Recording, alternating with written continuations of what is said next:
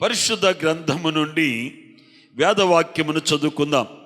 Satyaveda Bible గ్రంథము నుండి అపోస్తులైనటువంటి పౌలు హెబ్రీయులకు రాసిన పత్రిక 12వ అధ్యాయము 20-21 వచనాలు. అపోస్తులైన పౌలు హెబ్రీయులకు రాసిన పత్రిక 13వ అధ్యాయము 20-21 వచనాలు. గొర్రెల గొప్ప కాపరైన యేసు అను మన ప్రభువును నిత్యమైన నిబంధన సంబంధమగు రక్తమును బట్టి మృతులలో నుండి లేపిన సమాధానకర్తగు దేవుడు యేసుక్రీస్తు ద్వారా తన దృష్టికి అనుకూలమైన దానిని మనలో జరిగించుచు ప్రతి మంచి విషయములో తన చిత్త ప్రకారము చేయుటకు మిమ్మును సిద్ధపరచును గాక. యేసుక్రీస్తుకి యుగ యుగములు మహిమ కలుగును గాక. ఆమేన్. అందరూ గట్టిగా చెప్దామా? గట్టిగా చెప్దామా?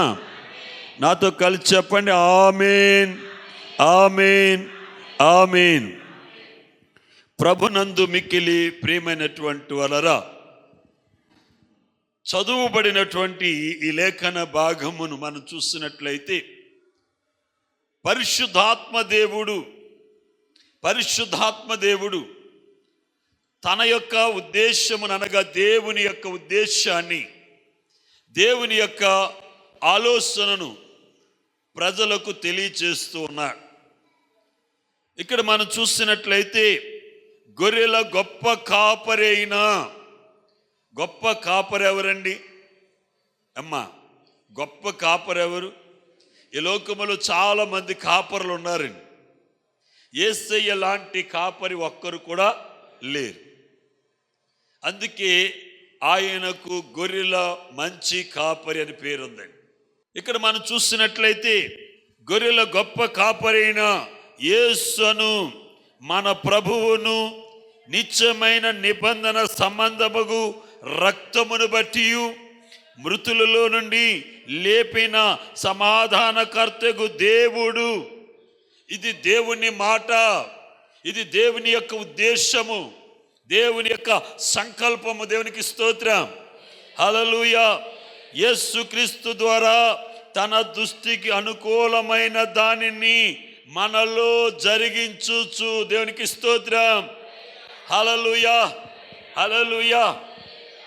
ప్రియమైనటువంటి వాళ్ళరా, ఎప్పుడైనా మనము జీవిస్తున్నాం కదా, మనం బ్రతుకుతున్నాం కదా,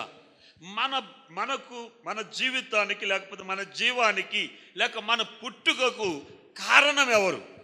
మన పుట్టుకకు కారణం ఎవరు అని ఎప్పుడైనా నువ్వు ఆలోచన చేసావా? ఏమ్మా, మనం ఈ భూమి మీద పుట్టామంటే దానికి కారణం ఎవరు? ఎవరు మనల్ని పుట్టించారు? ఎవరి వలన మనం పుట్టాము? చెప్పండమ్మా, ఎవరి వలన? దేవుని మూలముగా మనం పుట్టాం. మానవుణ్ణి దేవుడు ఎలా తయారు చేశాడండి? మట్టిని తీసుకొని తన రూపములు చేసుకొని జీవాత్మను ఓదగా నరుడు ఏమయ్యాడండి? అంటే మన జీవం ఎవరిచ్చిందండి? మన తల్లి మన తండ్రి కాదండి. ఎవరు మనల్ని పుట్టించాడు? ఎవరు పుట్టించారు? దేవుడు మనల్ని పుట్టించాడు. ఎప్పుడైనా నేను ఎందుకు పుట్టాను అని నువ్వు ఎప్పుడైనా ఆలోచన చేసావా? ఆలోచన చేశారమ్మా అమ్మా? లేదా ఆయన మనలను ఎందుకు పుట్టించాడు? మానవుని బ్రతుకు పుట్టటము సావటము కాదండి. పుట్టిన ప్రతివాడు ఎప్పుడొకప్పుడు ఏమవ్వాలి? చనిపోవాలి. ఈ రెండే కాదండి.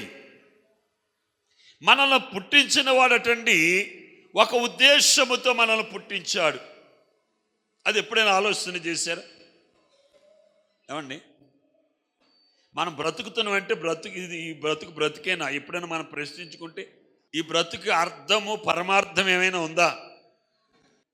ఈ బ్రతుకు మరి నిజంగా ఒక బ్రతుకేనా?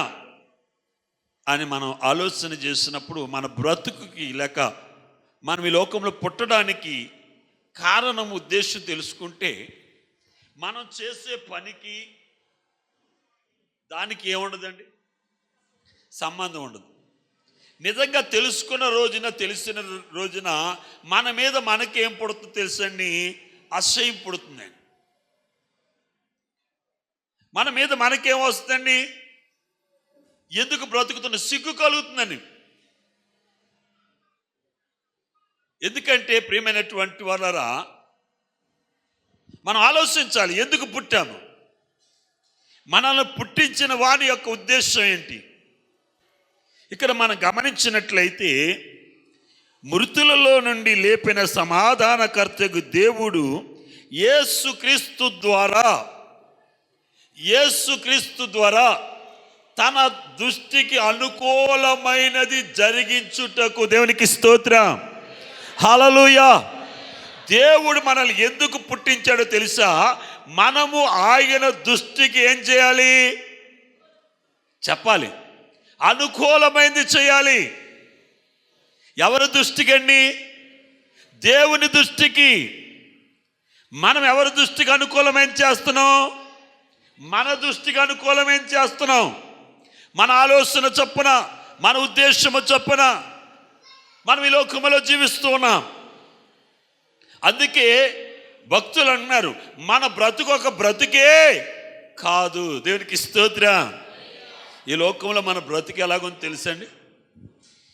మన బ్రతుకు ఎలాగో తెలుసా? 3 నాళ్ళ, చెప్పండి అందరూ, 3 నాళ్ళ ముచ్చటేనండి. మేడలు ఉండొచ్చు, మిద్దెలు ఉండొచ్చు, ధనం ఉండొచ్చు, ఏమన్నా సరే ఈ లోకంలో ఇన్నాళ్ళు ముచ్చటండి. ఇది 3 రోజుల ముచ్చటే, 3 కాలాల ముచ్చటే. అవునా కాదు చెప్పండి. మన జీవితంలో ఏముంది? బాల్యం, యవ్వనం, వృద్ధాప్యం, అంతే కదా. ఏమండి? 3 కాలాలు, 3 నాళ్ళు ముచ్చటే మన జీవిత లోకంలోను. ప్రియమైనటువంటి వాళ్ళరా, దేవుని దృష్టికి అనుకూలమైంది మనం జరిగించాలి. దేవుని దృష్టికి అనుకూలమైంది మనం చేయాలి. దేవుడు అందుకొరకే మనల్ని ఏం చేశాడండి చెప్పండి అమ్మా. మన పాఠం ఎక్కడి నుంచి వస్తుంది? ఎందుకు పుట్టామన్నదే కదా. మనం ఎందుకు పుట్టామో చెప్పండి. దేవుని దృష్టికి అనుకూలమైనది జరిగించటం కొరకే. మన కోసం కాదండి, మన ఉద్దేశాలు నెరవేర్చుకోవడానికి కాదు, మన ఆలోచన నెరవేర్చుకోవడానికి కాదు. మనకు ఒక ఉద్దేశం ఉంది. లేదా? పిల్లోడికి ఒక ఉద్దేశం ఉంది, నేను బాగా చదువుకోవాలి, మంచి ఉద్యోగం రావాలి. పెద్దవాళ్ళకి, యవనస్తులకు ఒక ఉద్దేశం ఉంది, నేను బాగా సంపాదించాలి, పెళ్లి చేసుకోవాలి, పిల్లల్ని కనాలి, లైఫ్లో బాగా సెటిల్ అవ్వాలి, నా బిడ్డలకు కూడా మంచి పొజిషన్ నేను. ఇదే కదండి నీ ఉద్దేశం ఏంటి తల్లి? ఇదే కదా. నా బిడ్డను బాగా చదివించుకోవాలి, వాడికి మంచి లైఫ్ ఇవ్వాలి, నేను ఈ భూమి మీద బాగా ఉండాలి, నా ఇరుగు పొరుగు వారి కంటే, మా బంధువుల కంటే ఒక మంచి స్థాయిలో నేను ఉండాలి అని ఒక ఉద్దేశం మనం కలిగి ఉన్నాం. కానీ దేవుడు మనల్ని లోకంలో పుట్టించింది దానికోసం కాదటండి. అర్థమవుతుందా మీకు? దేవుడు మనల్ని ఎందుకు పుట్టించాడట తెలుసండి? దేవుని దృష్టికి అనుకూలమైనది జరిగించడానికి. ఎప్పుడైతే ఆయన దృష్టికి అనుకూలమైనది జరిగిస్తామో దేవుడు మన ప్రక్కన నిలబడతాడటండి. దేవునికి స్తోత్రం, హల్లెలూయా. దేవునితోటి మనం ముఖాముఖిగా మాట్లాడగలుగుతామటండి. దేవుడు దర్శనమిచ్చి మనతో మాట్లాడతాడట.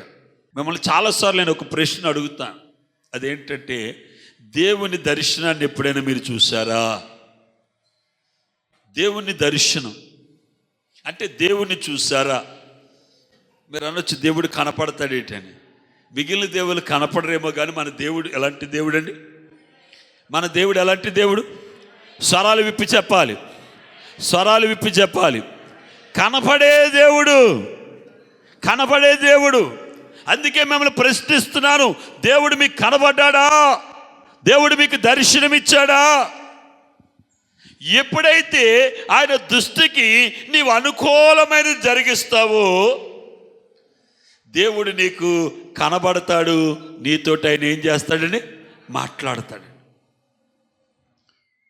మన దేవుని దగ్గరకు ధైర్యంగా అడుగుతున్నాం కదా, ప్రభా నాకు కనబడయ్యా, నాతో మాట్లాడండి అయ్యా.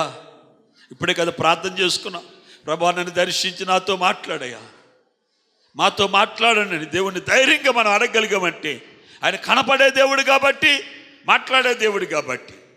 ప్రియమైనటువంటి వారా, ఒకసారి దేవుని యొక్క దూతటండి ఈ భూలోకానికి వచ్చిందట. నేను ప్రభువుని అడుగుతాను, యేసయ్యా నేను చెప్పే ప్రతి మాట ఒక స్క్రీన్ మీద వాళ్ళు చూడాలి, అలాగా కనబడేటట్లుగా నా మాటలు ఉంచాయి. పరలోకము నుండి ఒక దూత భూలోకానికి వచ్చిందండి. దేవుడు ఒక వర్తమానాన్ని ఆ దూత ద్వారా పంపించాడు. ఆ దూత పేరు గాబ్రియేలు దూత. ఈ దూత గాబ్రియేలు దూత. ఈ గాబ్రియేలు దూత యాషోబు అనే ఒక మనుష్యునికి ప్రదానము చేయబడినటువంటి మరియమ్మ గారి దగ్గరికి వచ్చిందండి. పరలోకము నుండి దేవుని దూత మరియమ్మ గారి దగ్గరకు వచ్చి స్వయంగా మరియమ్మ గారి ఎదుట నిలబడ్డదండి. దేవునికి స్తోత్రం, హల్లెలూయా. ఎక్కడ నిలబడ్డదండి? మరియమ్మ గారు ముంగిట నిలబడ్డదండి. మరియమ్మ గారు దూతను చూసి కంగారు పడ్డదండి. అప్పుడు దూత మరియమ్మ గారితో అంటుంది, మరియా దయాప్రాప్తురాలా, నీకు శుభము, దేవుని వలన కృప నొందిన దానవు. దేవునికి స్తోత్రం, హల్లెలూయా, హల్లెలూయా. ఈ మరియమ్మ గారు అప్పటికున్న పరిస్థితి ఏంటో తెలుసండి. యాషోబు అనే ఒక మనుష్యునికి ప్రదానము చేయబడింది కనుక, కానీ ఆమె తన కన్యత్వాన్ని ఏం చేయలేదండి, పోగొట్టుకోలేదు. అర్థమైందా? ఇంకా వివాహం అవ్వలేదండి, కేవలం ఎంగేజ్మెంట్ మాత్రం అయింది. అయితే మరియమ్మ గారికి లోకములో ఒక మంచి సాక్ష్యం ఉందండి. యవన బిడ్డలారు జాగ్రత్తగా ఉండండి. యవనస్తుల యొక్క జీవితంలో ఒక మంచి సాక్ష్యం ఉండాలండి. ఈ యవనస్తురాలైన మరియమ్మ గారి యొక్క జీవితంలో ఒక మంచి సాక్ష్యం ఉంది. ఆ సాక్ష్యం ఏంటో తెలుసండి, ఆమె నీతిమంతురాలు, యథార్థవంతురాలు, దేవుని ఎడల భయభక్తులు కలిగినటువంటి ఆమె. ఆ యోదయ దేశములో, ప్రపంచములో చాలా మంది కన్యకలు ఉన్నారు. కానీ ఈ కన్యక, ఈ యవనస్తురాలు దేవుని కృప పొందింది. ప్రియ యవనస్తులారా, మీరు దేవుని యొక్క కృపను పొందుకోవాలి. దేవునికి స్తోత్రం, హల్లెలూయా, హల్లెలూయా. దేవుని కృప పొందిన యవనస్తుల యొక్క జీవితాలు గొప్పగా మార్పు చెందుతాయి. యవనస్తుల యొక్క జీవితాలు అనగా దేవుని కృప పొందిన యవనస్తుల జీవితాలు విప్లవాత్మకంగా మార్పు చెందుతాయి. కనుక మన బిడ్డలు, యవనస్తులు దేవుని యొక్క కృప పొందుకోవాలి. యవనస్తుల యొక్క మరి జీవితాలు దేవుని యొక్క చేతిలో ఉండి ఆయన కృపలో అవి వాడబడుతూ ఉండాలండి. ఇక్కడ మనం చూస్తున్నట్లయితే యవనస్తురాలైనటువంటి మరియా దగ్గరకు వచ్చిన దూత అంటుంది, అమ్మా నీవు దేవుని వలన కృప పొందితివి. ఎవరి వలనండి? మనకి ఎవరి కృప కావాలి? మనుషుల కృప. చెప్పండి, ఎవరి కృప కావాలి? ఎవరి కృప కావాలి? గట్టిగా చెప్పండి అమ్మా, స్వరమెత్తి చెప్పండి. దేవుని కృప. నేను అడుగుతాను, మీ దగ్గర దేవుని కృప ఉందా? దేవుని కృప ఉందా? దేవుని కృప మీ మీద ఉంటే మీలో ఏం జరుగుతుందండి? దేవుని దృష్టికి అనుకూలమైనది జరుగుతుందండి. దేవుని కృప మీలో లేదనుకోండి, సాతాను గాడికి అనుకూలమైనది జరుగుతుందండి. ఈరోజు నువ్వు పనికి ప్రాధాన్యత ఇస్తావా, దేవునికి ప్రాధాన్యత ఇస్తావంటే? నువ్వు పనికి ప్రాధాన్యత ఇచ్చావంటే నీ దగ్గర ఏమి లేదు. చెప్పాలి గట్టిగా. నువ్వు పనికి ప్రాధాన్యత ఇచ్చావంటే దేవుని కృప నీ దగ్గర లేదు. దేవుని కృప నీ దగ్గర లేదు కనుక దేవుని దృష్టికి అనుకూలమైనది నువ్వు జరిగించుకోకుండా ఎవరి దృష్టికి అనుకూలమైనది జరిగిస్తున్నావు? సాతాను దృష్టికి అనుకూలం. సాతాను ఏమంటే తెలుసండి, మీరు ఎప్పుడైనా ప్రతి ఆఫీస్కి వెళ్ళండి, ఒక ఫ్యాక్టరీకి వెళ్ళండి, లేకపోతే ఒక సాఫ్ట్వేర్ కంపెనీకి వెళ్ళండి, ఇంకో చోటికి ఎక్కడికి వెళ్ళినా సరే గోడ మీద ఒకటి రాయబడి ఉంటుందండి, వర్క్ ఈజ్ వర్షిప్. పనే దేవుడు అని రాయబడుతుంది. కానీ దేవుని మందిరంలో ఏమని రాయబడుతుంది? దేవుడే నీ పని. Worship is work. ముందు వర్షిప్, తర్వాతే నీ మొదటి పని ఏంటి? దేవుణ్ణి ఆరాధించడమే. నీ మొదటి పని ఏంటి? దేవుని దృష్టికి అనుకూలమైనది నువ్వు జరిగించడమే. కానీ మనం ఏం చేస్తున్నాం? పనే దేవుడు అనుకుంటున్నాం. ఈరోజు రాని వాళ్ళు ఎవరు ఇంటికాడ కూర్చుని లేరండి. మందిరానికి రాని వాళ్ళు ఎవరు వంటకో పెంటకో ఇంకో దారికి వెళ్ళారు. నువ్వు ఎవరికి ప్రాధాన్యత ఇస్తున్నావు? నువ్వు దేనికి ప్రాధాన్యత ఇస్తున్నావు? దేవునికా లేక నీకా?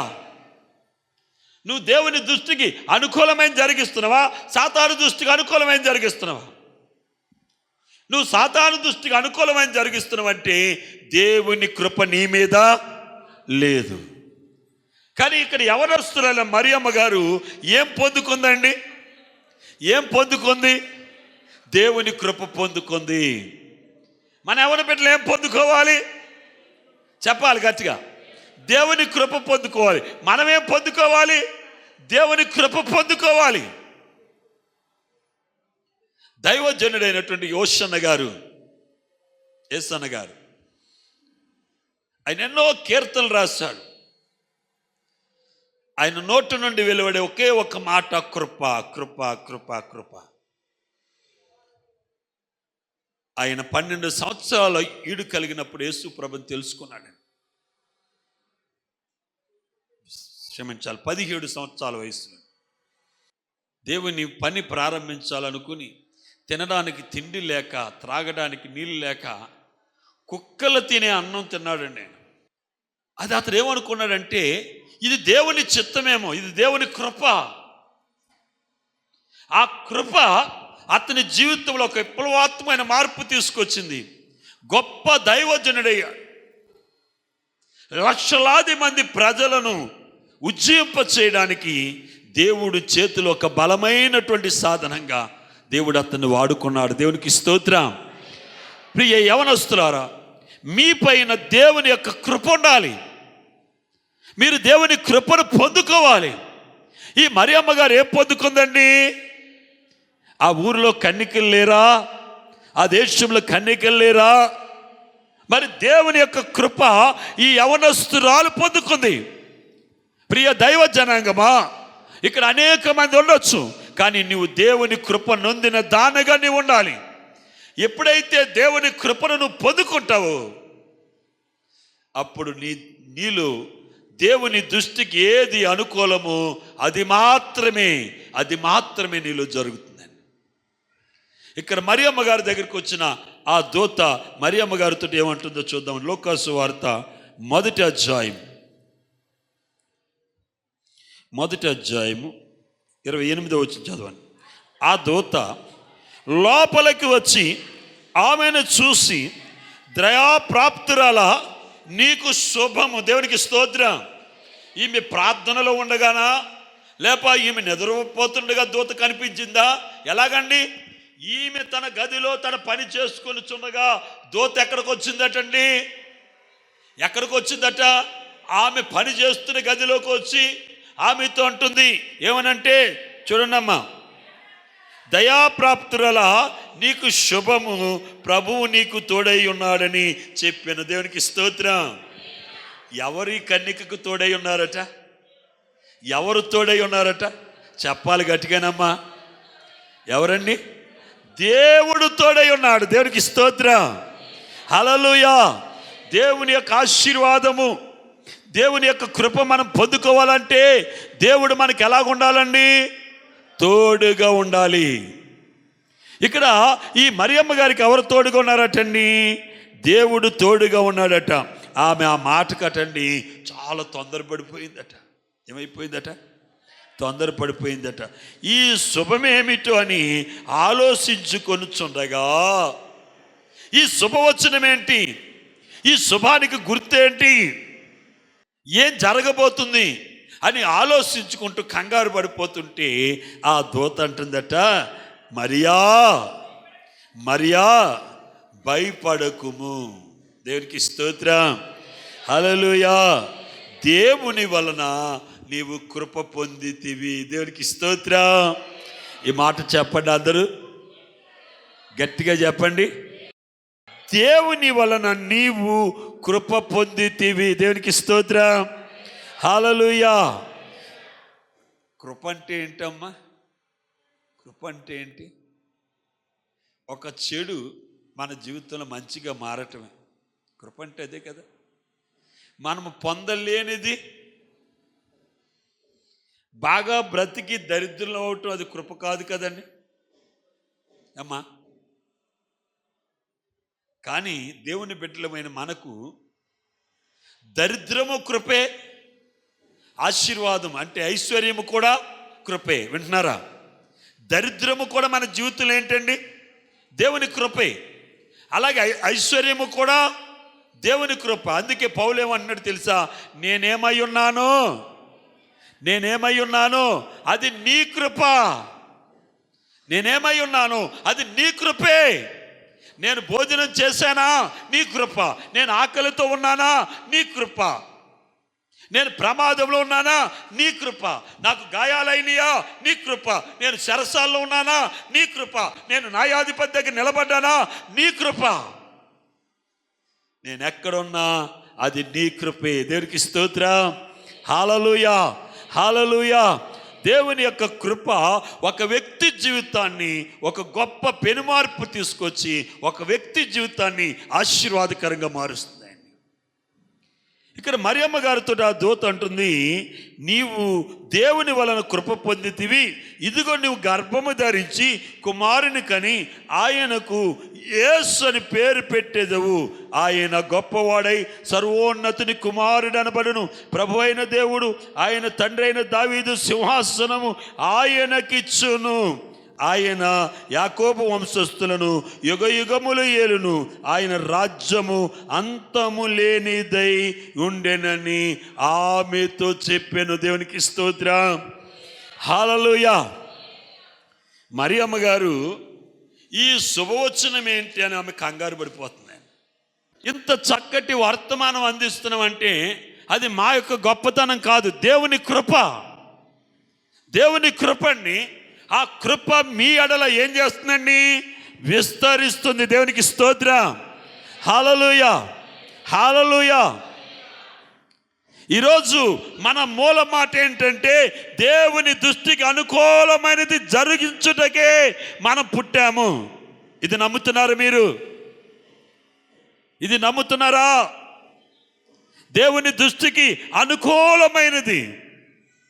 ఒకసారి ఒక మిలిటరీలో ఒక జవాన్ ఉన్నాడు. ఆ జవాన్ తోటి దేవుడు మాట్లాడాడు, నాయనా నువ్వు నా పరిచర్య చేయాలి, నా సేవ చేయాలి. నేను ఇది ఒక బుక్లో నేను చదివాను. ఒక సోల్జర్ యొక్క టెస్టిమనీ, అతని యొక్క సజీవ సాక్ష్యమే. దేవుడు అతడు ఆర్మీలో పని చేస్తుండగా, వింటున్నారమ్మా, దేవుడు అతనితో మాట్లాడి నా పరిచర్య చేయమన్నాడు. దేవుని పిలుపుకు లోబడి జాబ్కి ఇంకా సర్వీస్ ఉండగానే జాబ్కి రిజైన్ చేసి వచ్చేస్తుండగా అక్కడున్న పై అధికారులు అడిగారు, ఇంకా 2-3 ఇయర్స్ ఉంది, ఎందుకు రిజైన్ చేస్తున్నావు? ఈ 2-3 ఇయర్స్ చేస్తే నీ యొక్క పిఎఫ్ పెరుగుతుంది, నీ పెన్షన్ కూడా పెరుగుతుంది. ఇప్పుడైతే పెన్షన్ తక్కువగా వస్తుంది. ఈ 3 ఇయర్స్ చేయమంటే అతను ఒక్కడే చెప్పాడట, ప్రభు నన్ను పిలుచుకున్నాడండి, నాకు పెన్షన్ రాకపోయినా పర్వాలేదు, నాకు పిఎఫ్ రాకపోయినా పర్వాలేదు, దేవుడు నన్ను తన సేవకు పిలుచుకున్నాడు, నేను సేవ చేయడానికి వెళ్ళిపోతున్నాను అని రిజైన్ చేసి వచ్చేసాడు. వచ్చేసినటువంటి 2-3 రోజులకి కౌరు వచ్చింది. యుద్ధం స్టార్ట్ అవుతుంది కనుక ఎవరైతే రిలీవ్ అయ్యారో, ఎవరైతే రిటైర్మెంట్ తీసుకున్నారో వాళ్ళందరూ తిరిగి సైన్యంలో చేరి యుద్ధాన్ని కొనసాగించాలి, సహకరించాలని ప్రభుత్వం మరలా రిజైన్ ఇచ్చేసినా సరే ఏం చేసిందండి, వెనకకి పిలిచింది. ఇది కూడా దైవ చిత్తమేమనుకుని ప్రార్థన చేసుకుని మరలా బయలుదేరాడు సోల్జర్. బయలుదేరి రణరంగంలో యుద్ధం చేస్తున్నాడు. శత్రు యొక్క తోటాలు వచ్చి అతనితో ఉన్నటువంటి వారందరూ కూడా మరణించడం జరిగింది. ఇతను ఒక్కడు మాత్రమే ఉండి అక్కడ నుండి యుద్ధం చేయడానికి పిస్టల్ పట్టుకుని ఉంచున్నాడు. అవతల శత్రు సైనికులు తోటాలన్నీ దూసుకుని వస్తున్నాయండి. వేగవంతంగా అనేకులు తోటాలతోటి ఆ యొక్క గనసు తీసుకుని పేలుస్తూ ఉన్నారు. తోటాలు గుళ్ళు రజన కింద వచ్చేస్తున్నాయి. వచ్చేస్తున్న గుళ్ళు ఏం చేస్తున్నాడు తెలుసండి, ఇలాగా ఎంటుకలు తాకెళ్ళిపోతున్నాయంట, చెవుని తాకెళ్ళిపోతున్నాయి, తాకెళ్ళిపోతున్నాయి, భుజాన్ని తాకెళ్ళిపోతున్నాయి, సంకలోంచి వెళ్ళిపోతున్నాయి, ఈ సంకలోంచి వెళ్ళిపోతున్నాయి, కాళ్ళ మధ్యలోంచి వెళ్ళిపోతున్నాయి, ఆ కాళ్ళను అంటుకుని వెళ్ళిపోతున్నాయి ఏంటండి, ఇలాగ వెళ్ళిపోతున్నాయి. కానీ ఒక గుండె అయినా కూడా అతనికి తగలేదట. అక్కడే మోకరించి ప్రార్థన చేసుకుని, ఏంటి ప్రభు అంటే, ప్రభు అంటున్నాడట, నేను నీ ప్రక్కన నిలిచున్నాను. దేవునికి స్తోత్రం. ఒక తోట అయినా సరే నీకు తగలకోక నిన్ను కాపాడింది ఎందుకో తెలుసా, నీవు నా ఉద్దేశాన్ని సఫలపరచాలి, నా సేవ నువ్వు చేయాలి. గట్టిగా తబల కొట్టి దేవుని మహిమపరుద్దాం. దేవునికి స్తోత్రం. హల్లెలూయా, హల్లెలూయా. నిన్ను కాపాడువాడు శక్తివంతుడై ఉన్నాడు.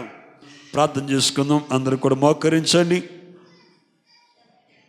ప్రభు వైపు చూడండి. పరిశుద్ధుడైన తండ్రి, కృపగల దేవ, వందనాలు చెల్లిస్తున్నా. ఇప్పటి వరకు మీరు మాతో మాట్లాడారు. ఎంతో శ్రేష్టమైన దివ్యమైనటువంటి వర్తమానాన్ని మీరు అందించారు.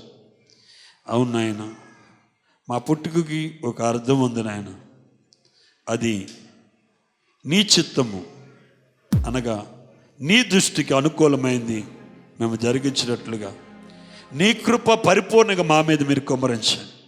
మా ఆలోచన కాదు, మా అభిష్టం కాదు, మా ఉద్దేశం కాదు, నీ చిత్తమే మాలో జరిగించి నిరాకడకు మమ్మల్ని సిద్ధపరచమని యేసు క్రీస్తు పరిశుద్ధ నామమును బట్టి ప్రార్థించి స్తుతించి బతిమాలు వేడుకున్నాం తండ్రి. ఆమేన్, ఆమేన్.